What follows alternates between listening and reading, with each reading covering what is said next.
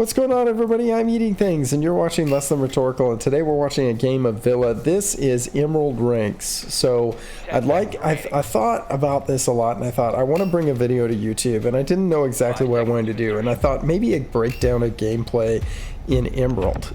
So this is my Emerald 4 game going to Emerald 3. Just to give you an idea of what sort of ranks we're in and who we're playing against, you'll see in a moment. In fact, I'll pull up the scoreboard. Nope, doesn't show, but the ranks are currently, we're against mostly Emerald and a couple of Diamond players. And it looks like we're going to do a take of the main balcony and a study take, so that's kind of what we're setting up for. So this is solo queue. I have no comms with anybody on this game, right now I'm just in the process of taking main stairs. I saw that it was open, like they didn't have any barbed wire or anything on main stairs, and so I thought, okay, I'll go ahead and take it. A beautiful toss from the C4 from the mute. Where is he?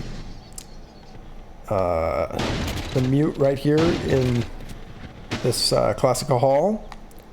So he has an excellent toss to the C4. If you didn't know, you could crouch right here, chuck the C4 from here, just peek around the corner, chuck the C4 onto the stairway, and you can blow it up in mid-air, and it's a great kill. He gets a great kill for me, and we win the round, but not because of me on this one. So yeah, I just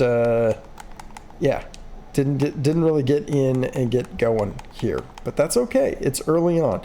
You might have a round like that, and what happens with a lot of people is when they have a round like that, they immediately get shocked. They're like, this is no longer for me. I'm gonna lose this game. I'm not going to play well. Well, we could have lost that round. We could have still won this game. So you just never know what you're gonna get. And it's important to just keep a positive attitude. So we've gone ahead and we've switched over to Ying. I've decided that going down below wasn't really useful. I never used his utility anyway. I'm struggling to get up on top of this flag. So I never used his utility anyway, and so I wanted somebody with more utility that I could use. I figured Ying would be a better opportunity. And I also changed up my push a little bit, because that last push did not work for me. So I didn't want to... Okay. Having trouble with the cam here. I didn't want to repeat the same thing I did before, but honestly, this is not a great push. Do you see why right now? Let me give everyone a chance to think like an Emerald. Think around. Think about it. Why is this not a great push? Where's my team? My team's doing a study push. So I am now the one lone person on the wrong side of the map. And now we're suddenly 3-4. And here I am, by myself over here, and there's castle barricades, there's utility. We have a Ash on our team who could be breaking this utility.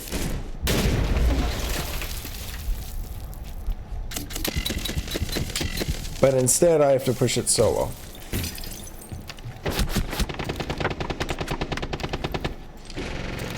Now, I don't know what happened to my Candela, why it rolled back to me. I have no idea. But you can see I was the last alive and I died. So, again, now we're 2 rounds in. It's 1-1.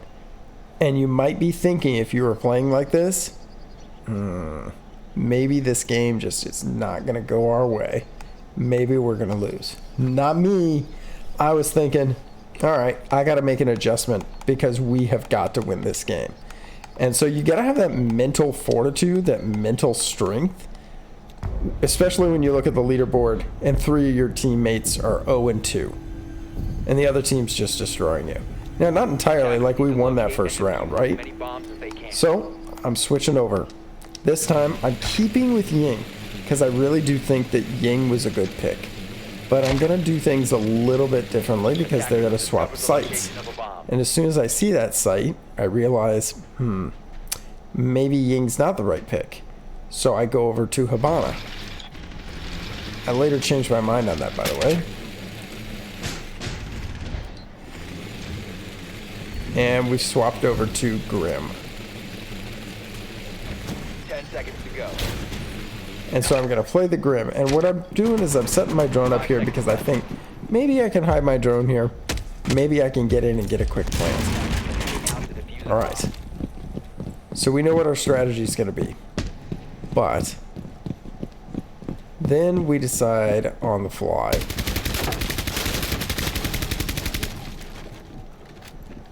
Maybe that strategy isn't going to work. Because I saw a lot of Goyo setups over there. I saw Goyo put his 2 canisters there. Always keep your gun up when after you drone. It's a big mistake not to. So I'm pushing up here. Now I've taken a lot of space at this point. And look at my position here. I'm in a nice crossfire with my teammate, which is why I'm winning that battle.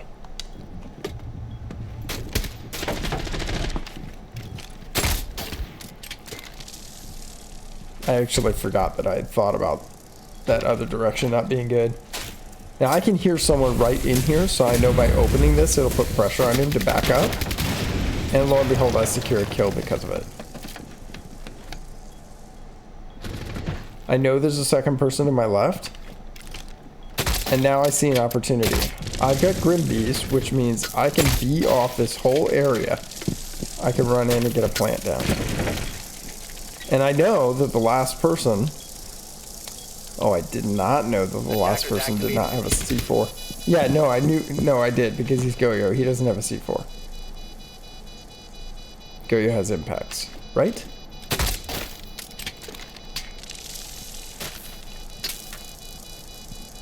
And I realize there's no reason for me to hold this. It's a 1v1.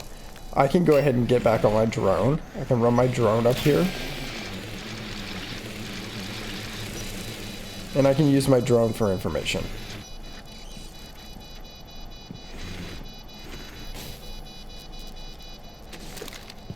I pinged him just to see if he'd run off of it. Now I'm going to run, see if he jumps off. He doesn't, so I go ahead and get him.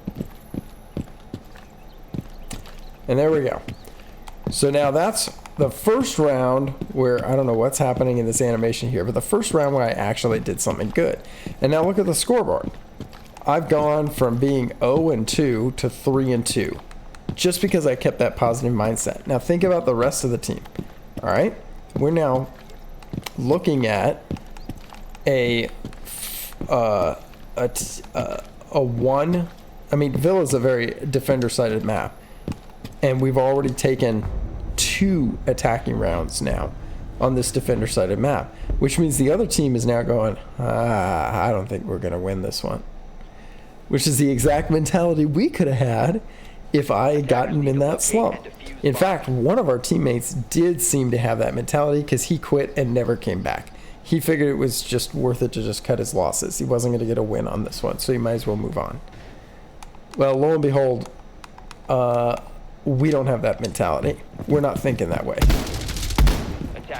We're thinking, how can I win? So I'm going to set up some utility on this side to help out my teammates, but my plan is to roam on the other side of the map. The reason why I'm doing this is I want to make use of all of my utility. I don't need that shield and I don't need that frost mat to do what I want to do, and so I might as well just go ahead and put that frost mat down and that shield down so that somebody can make use of it. And if you look on the other side of the map, my team chooses not to make use of it, but it's here just in case. Now we're going to see, we're kind of holding down this side of the map here. Now I'm happy with this because look, I'm close by my teammate. I can play off my teammate. He can play off of me. I hear some noise from below. I'm going to go ahead and pause for a second here. I actually heard this window. Okay. For me, I thought I heard this window right here. Did not realize it at the time I dropped below. Well, that's good to know. Okay. So, I'm going to wait. Because I'm thinking I'm waiting for this window. Did not know. So if you hear that noise, let's just back up here. You hear that? The window breaking? That was trophy, not down below. I mean, not trophy, but wolf window. I didn't want to shoot the drone, but as soon as the Dokkaebi call went off, I knew shooting the drone was the play. I realized this window was closed, but my teammate has the diffuser down on the other side. We've got a castle barricade set up. Okay, this window's open, so I know to listen for somebody hopping in there.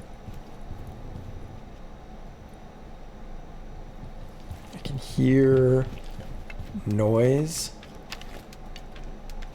I'm gonna go ahead and reinforce this now because I don't need that rotate. We can just hold diffuser. I hear someone on the other side here. I just pre-fire and get the kill. Wasn't great. Nothing to it though.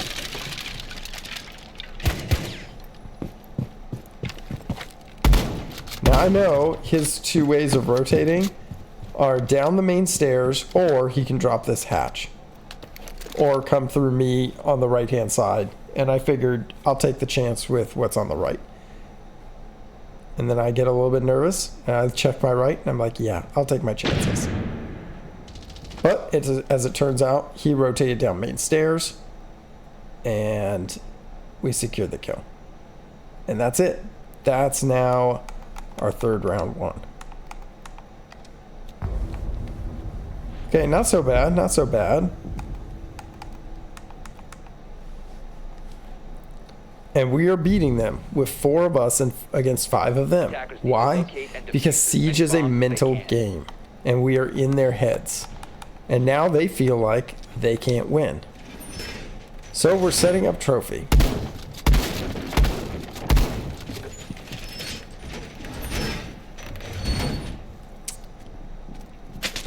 And to be honest, this setup is, it's average.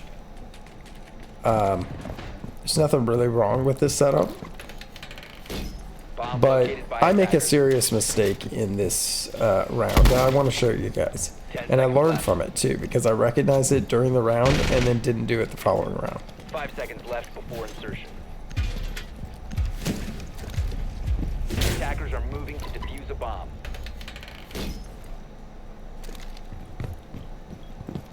Okay.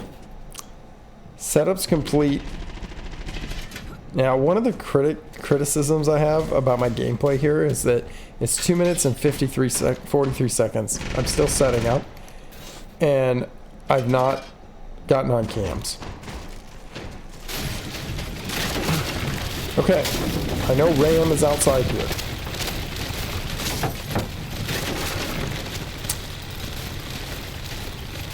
And I know someone's on that window. So I'm pretty sure Ram is close or within or inside. What I don't know is that Ram just hopped in. Now look what's happening. Here's my mistake. Ram's in. Buck's outside the window, and he's deep outside the window holding this long angle. Okay. Castle's already died. And Ash has already taken control of the other side of the map. So they know there's no roamers. And Bravo's pushing up Astro stairs. So my mistake in this is I'm tunnel visioned. I know there's a guy outside here, and I'm tunnel visioned on it. Watch what's happening to my team. That's 2 of my teammates died. I'm still tunnel visioned. I secure my kill, but now I realize I'm in a 1v3. I got my other kill, and I get double swung. Yeah. I didn't even... Did I down that guy? I sure did. I downed that guy. So I had a chance to win the round had I switched onto Spicy and killed Ram. But I didn't quite get it. So that right there shows you that tunnel vision will lose you rounds. So be careful with tunnel vision. The best thing you can do to prevent tunnel vision is just think about it before you start the round. Think about, I don't want to get tunnel vision. Pay attention to the scoreboard. Pay attention to the number of people alive on the board. Be thinking and be ready for everything that might be happening. All right? So, now we're moving to the kitchen site. Yeah, honestly, that shield's not that great. I just put it there. It's not bad, but it's not that great.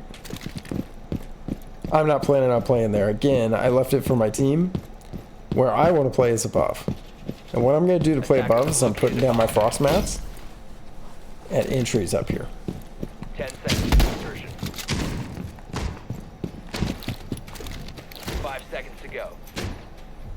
Now it's 3-2. I do not want to let this go to overtime. We have 4, they have 5. It's going to be tough for us to win 2 overtime rounds. So this round to me is a must-win round. Thinking, okay? So what do I do this time? I correct my mistakes. I'm not getting tunnel vision. I'm going to look on my cams and see where they're coming from. And I know the cam's out on this side of the map. So I'm going to take a peek. And then I'm going to rotate to where I know they're going to have to push from. They're going to come down below, come in through Art Studio or somewhere over on that side, main entrance, and they're going to come down through the bottom here. Okay? So, sorry about the Discord call.